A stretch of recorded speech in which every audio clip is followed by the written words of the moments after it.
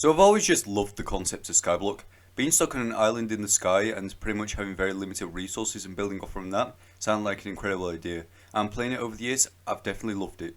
So I thought, hey, let's make a 100 days video.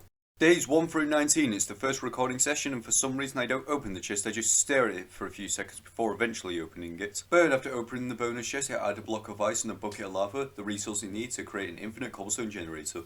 And yeah, this thing definitely produces cobblestone, alright.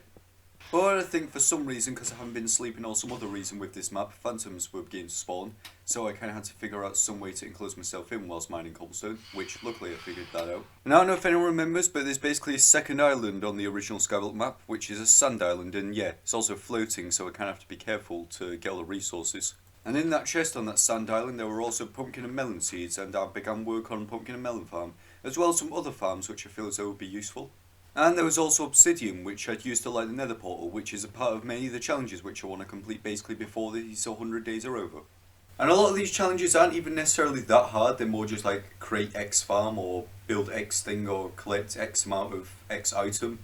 So that's what most of them are. There's just a lot of them. But yeah, when I got to the nether it had both a red and brown mushroom, and yeah, I was basically on a glowstone island with another chest with ice, sugarcane and a birch sapling. I could have gotten them anyway from the wandering trader, and I could have gotten a second source of water with the aquatic update in mind. And I was just wandering around my island for a bit when I decided to use glowstone within the lighting of my farms, pretty much. And I have a limited amount, but still I want to use them because, I have them, so it's like, yeah, come on. And I also use my limited amount of sand to create a cactus and sugarcane farm, which are actually, essential for challenges which I need to do. And what's this? A darkroom farm I'm working on? Wait, is that a tree farm down there? And yeah, I used a lot of wood from the tree farm to basically build up the darkroom farm. Yeah, and it's now finished by the way. Did I mention how well it works? Because nothing else ever spawns anywhere else on Skyblock. And for some reason, because I'm weird, I'm deciding to try and make my island a perfect square and or rectangle. And here is me just admiring it. And I also started working on an actual house. I didn't really have anything in mind, I was kind of just freestyling at first. And I also added in bone blocks because I never really used them, and I managed to get a lot of bones from the darkroom farm. And it's not complete, but I'm still going to have my first night in here. And I don't know what this part of the house was, but I began working on it for some reason. And I don't think the house was finished by that point, maybe it was, but I began just chopping down trees here. And yeah, also grew a giant brown and red mushroom, collecting mushrooms for mushroom stew. It's part of the challenge. Well, one of the challenges, yeah. New recording session. I don't remember what I started off doing, so here's just some footage of me mining cobblestone, I guess. Okay, so I'm back in the Nether now. You can see I create this wooden platform which I'm now going to put cobblestone walls around. Basically I want this to be a gold farm where piglins would drop down and I'd get gold. And yeah, they really weren't that hard to make. And this is my AFK area, where I wait for zombified piglins to drop down so I can collect gold. I do a lot of this in Skyblock, though I'm not going to actually show it within these 100 days. And I'm back in the overworld chopping trees again. I don't know why I decided to show this, it's a thing I do most of the time anyways. And at some point afterwards I got a regular piglin and not a zombified piglin. This is good because I'm able to trade gold with him for a source of a lot of items. And since I now had a gold farm, I started work on what would be a villager breeder, since I'm able to actually get villagers if I cure them using the weakness potion and a golden apple, and you'd see how I do that later in this video. And I'm almost done with it, just gotta do the roof and then it'll be officially done. So yeah, now that I've got a zombie villager, let me explain. Basically, I need a witch to splash potion of weakness on this guy, then use a golden apple and basically he's cured. And also afterwards I managed to get a second zombie villager, and also a witch. This is good because I need to infinitely breed the villagers. And yeah, this is not an easy task by any means. You actually have to get very close to the witch so that she'd actually splash potion of weakness, otherwise she won't ever at all if you're not close enough. But yeah, eventually they were cured, which is nice.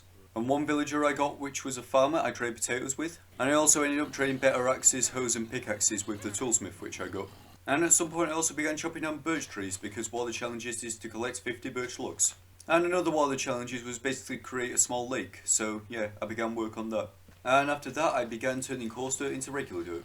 Basically I got this coarse dirt from combining dirt with gravel, and the gravel I got from piglins. And I also used this small lake area as a way to get fish because, to catch and cook 10 fish is another one of the challenges. And for those who don't know, in certain biomes if you build up high when it's raining, snow will actually begin to fall down.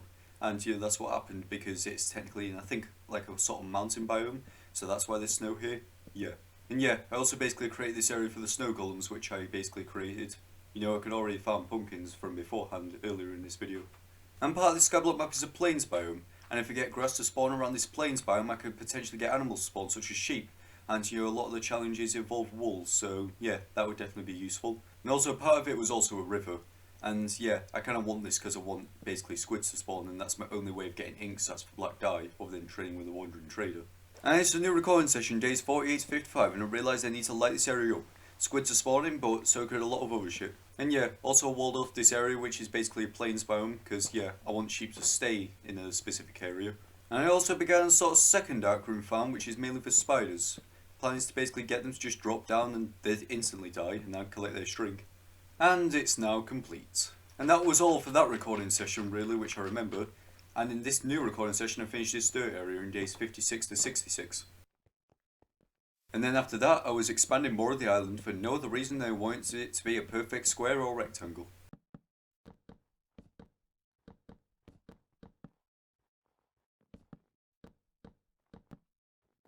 And I also began creating a new cobblestone generator out of crying obsidian.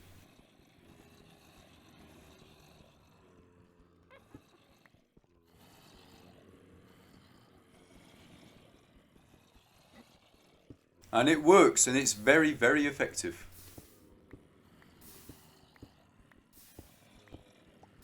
And I also started work on creating a big makeshift iron golem head statue, which I don't think I ever showed me completing on camera.